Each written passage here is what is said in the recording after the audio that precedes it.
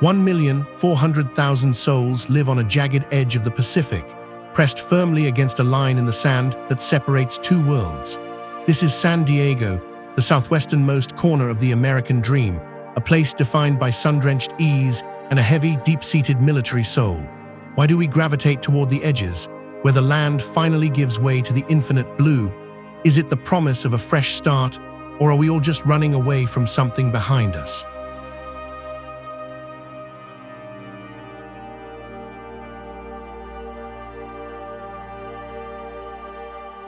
Today, we explore a city that was born in a mission, forged in the fires of World War II, and reborn in the sterile labs of a biotech revolution. If you find value in these stories of power and transformation, hit the subscribe button and join our community of explorers. Let us begin our journey where California itself began.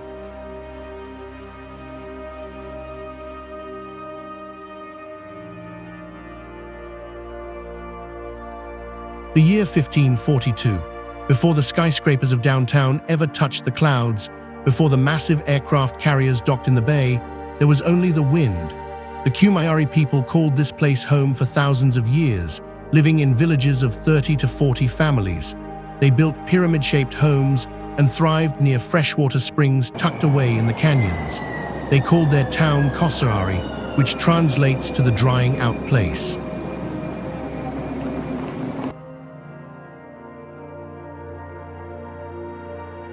Can you imagine a civilization rooted so deeply in the land that they saw the canyons not as obstacles, but as life-givers? For millennia, the Kumeyaay moved between the coast and the mountains, following the seasons with a quiet, steady wisdom. They were a people of the mesa, masters of a landscape that many today find inhospitable. Their world was complete, balanced, and ancient. Then, history arrived uninvited on a Spanish ship, and the silence of Kumeyaay was broken forever.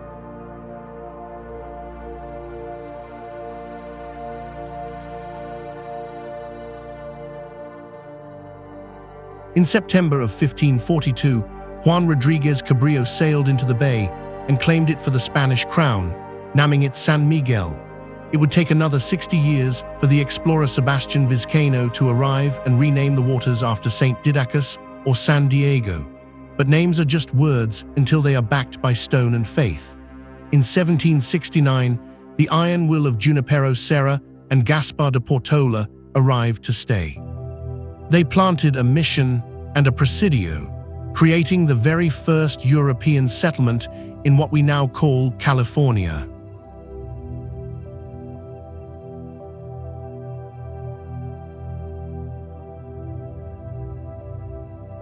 The mission was not just a church, it was a tool of empire, a way to reshape the land and its people. For decades, the Spanish flag flew over the dusty hills, but the grip of distant kings is always fragile. In 1821, Mexico won its independence, and the land changed hands once again. The missions were secularized, the vast ranchos were carved out, and the Kumeyaay watched as their ancestral lands were traded like currency. How many times can a land be renamed before it loses its original soul?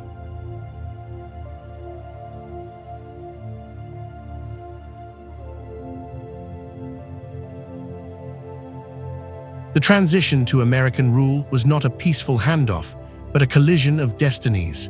In the winter of 1846, American dragoons met Mexican forces in the bloody skirmish of San Pascual Valley. It was a brutal fight in the mud and cold, a moment of raw violence that signaled the end of one era and the birth of another. By 1848, the Treaty of Guadalupe Hidalgo was signed.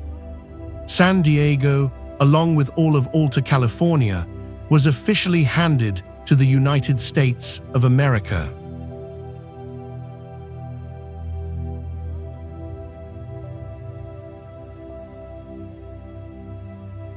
The new American city did not start with a bang, but with a series of expensive stumbles. Incorporated in 1850, the city was bankrupt by 1852, a ghost of a settlement clinging to the base of Presidio Hill. The location was a mistake, miles away from the deep waters of the harbor where the real money was. It was a city in search of a center, a collection of wooden shacks waiting for a visionary, or a madman to save it?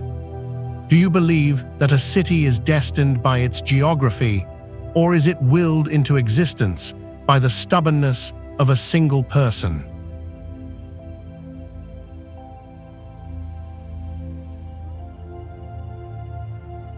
Enter Alonzo Horton in the late 1860s, a man who saw what others refused to see. He looked at the empty, brush-covered waterfront and saw the future of a metropolis. He bought 900 acres of land for pennies and began dragging the heart of the city down to the bay. People called it Horton's Folly, mocking the idea of building a city on the salt-crusted flats. But Horton was a tireless promoter, a man who understood that a harbor is useless if you cannot reach it.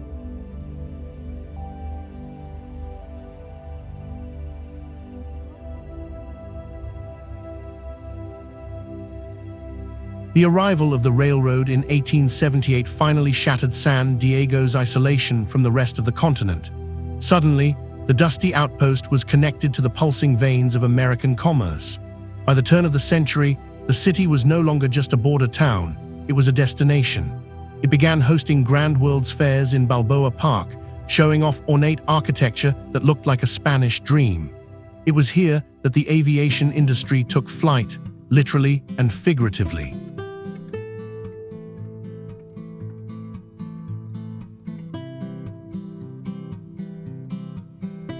In 1927, a young pilot named Charles Lindbergh watched as his plane, the Spirit of St. Louis, rolled out of a local hangar.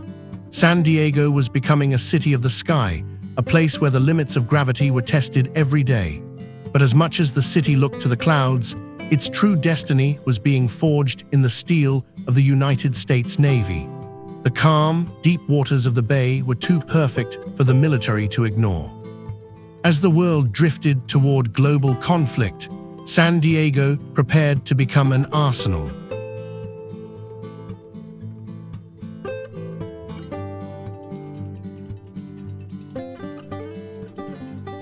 World War II changed everything, doubling the city's population between 1930 and 1950. The landscape was swallowed by defense plants, naval installations, and training camps for thousands of young men heading to the Pacific. This was no longer just a seaside resort, it was the backbone of the American war machine. The Navy became the city's largest employer, its most influential neighbor, and its primary identity. Have you ever wondered how a city's personality is shaped when 25% of its economy depends on the business of war?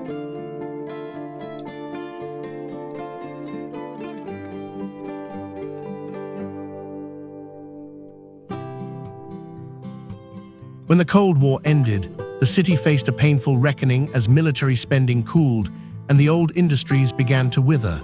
San Diego was once the self-proclaimed tuna capital of the world, with massive canneries lining the waterfront. By the 1980s, those canneries were shuttering, leaving behind empty warehouses and a workforce in search of a purpose. The city stood at a crossroads: remain a sleepy military town or evolve into something entirely new. Resilience is not just about surviving the storm, it is about learning to sail in a different direction.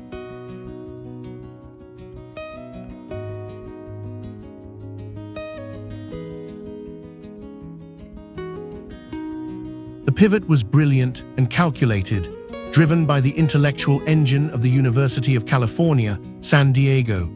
Out of the ashes of the old economy rose Qualcomm, a wireless giant that would revolutionize how the world communicates. Simultaneously, the city's hillsides began to fill with sterile, glass-walled laboratories. Today, San Diego is a global powerhouse of biotech, ranking second only to Boston in its concentration of life science research. From tuna to telecommunications, the city proved that its greatest resource was not its harbor, but its mind.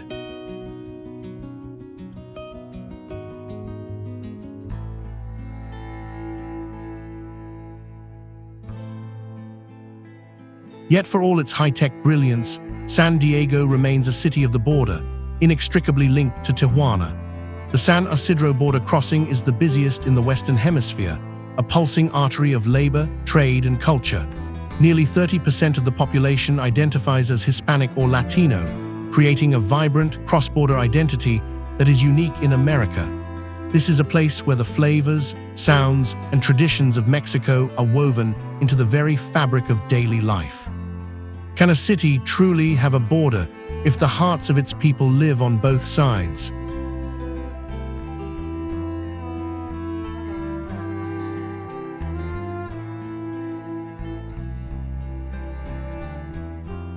Geography is destiny in San Diego, where the land is carved into a maze of over 200 deep canyons.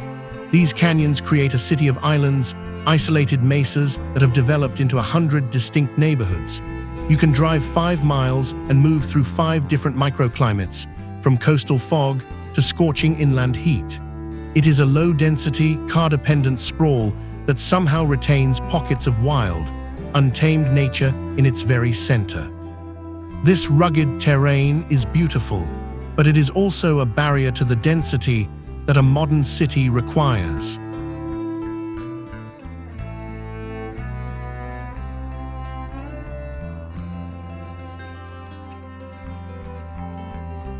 This geographical fragmentation reflects the human mosaic of the city itself. In Hillcrest, you find a thriving and historic LGBTQ community that anchors the city's progressive spirit. In the beach towns like La Jolla, you find an air of cool, affluent detachment from the struggles of the urban core. The military brings a transient, patriotic current, with sailors and Marines from every corner of the country passing through. It is a city of newcomers and old souls, all trying to find their place in the sun.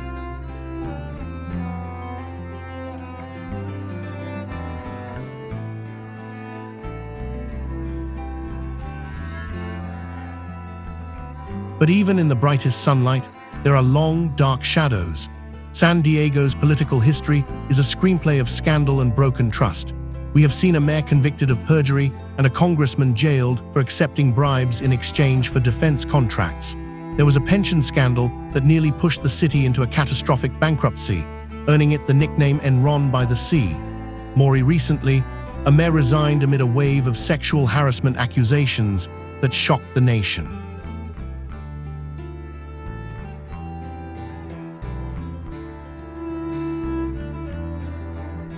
Why does a city so blessed by nature struggle so much with the failings of its leaders?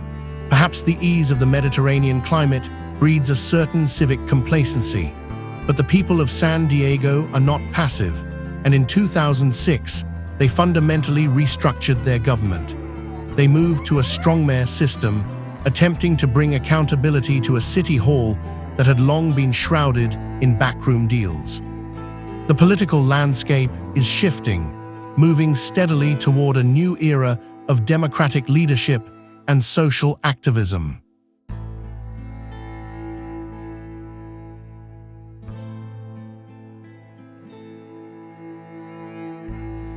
Today, the city faces its greatest challenge yet, the crushing cost of living. San Diego consistently ranks as one of the least affordable places to live in the entire United States. Homelessness has become a visible, heartbreaking crisis that contrasts sharply with the luxury high-rises of the Gaslamp Quarter. The gap between the biotech billionaires and the service workers who keep the city running is wider than ever. This is the price of success in a city where everyone wants to live, but fewer and fewer can afford to stay.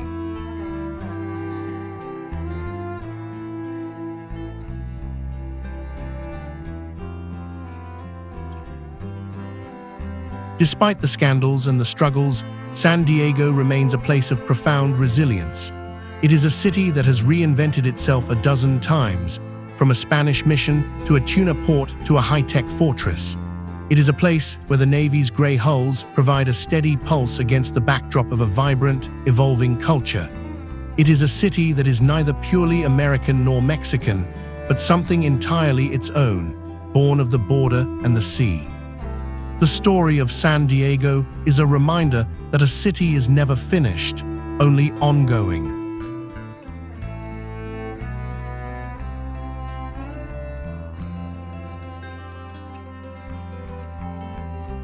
As you look at your own life, ask yourself, are you living in the past, or are you building your own new town? Are you willing to pivot when the world changes around you, or will you wait for history to arrive uninvited? The story of San Diego is the story of a place that refused to be forgotten on the edge of the map. It is a testament to the power of human will against the vast, indifferent backdrop of the Pacific Ocean.